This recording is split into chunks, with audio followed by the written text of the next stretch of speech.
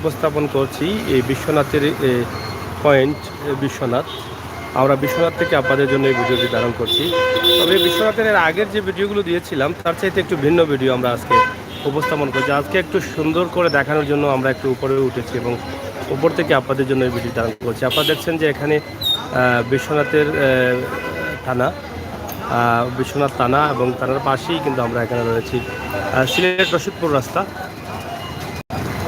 অনেক উন্নতি হয়েছে বিশ্বনাথেরও, আগে এরকম রাস্তা ছিল না। এবং আজকের অবস্থা এবং পরিস্থিতি আমার মনে হয় মানে লোক সংখ্যা বা গাড়ির সংখ্যাটা রাস্তায় অনেক কম, এটাই মনে হচ্ছে। তবে আমরা চেষ্টা করি আপনাদেরকে সব সময় একটু ভালো করে দেখানোর জন্য বা সুন্দর করে দেখানোর জন্য। সেই ধারাবাহিকতায় আজকের এই ভিডিও আপনাদের কাছে কেমন লাগে আপনারা অবশ্যই কমেন্ট করবেন। সিলেটের ম্যাগাজিন টিভি থেকে আমরা আছি এখানেই এবং বিশ্বনাথের এই ভিডিও আপনাদের কাছে উপস্থাপন করছি।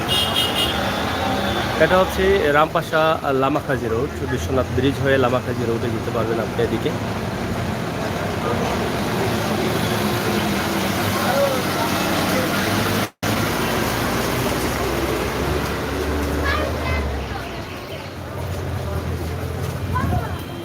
চমৎকার পরিষ্কার পরিচ্ছন্নতার মধ্য দিয়ে বিশ্বনাথের এই পয়েন্ট। যেহেতু বিশ্বনাথ আগে উপজেলায় ছিল কিন্তু এখন বিশ্বনাথ পৌরসভা হয়ে গেছে। বিশ্বনাথ সিটি কর্পোরেশন মিলে তারা পৌরসভা করেছেন এটাকে, সরি এটা বিশ্বনাথ পৌরসভা হয়ে গেছে।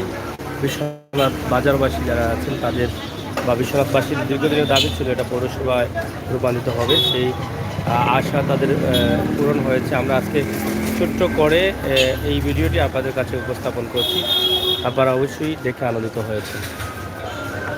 খুবই চমৎকার পরিবেশ, খুবই সুন্দর পরিবেশের মধ্য দিয়ে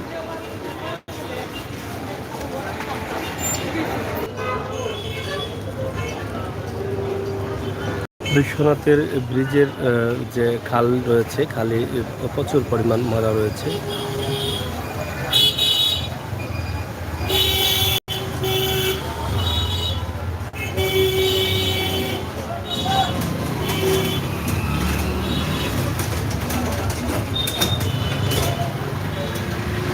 বিশ্বনাথ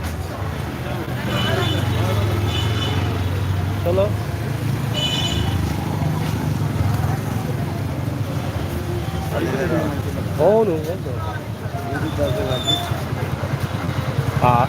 একটা বিশ্বনাথ যানজট অনেকটা কম দেখা যাচ্ছে। কেন কম দেখা যাচ্ছে সেটা জানি না, গাড়ি সম্ভবত আসতে কম, এই জন্য বোধ হয়। ভোজনগড় রেস্টুরেন্ট,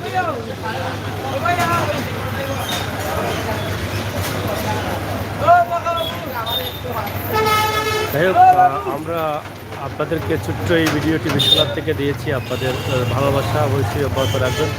ভিডিওটি শেয়ার করে বিশ্বনাথবাসীকে দেখার সুযোগ করে দেবেন সেই প্রত্যাশা আশা রেখে বিদায় দিচ্ছি।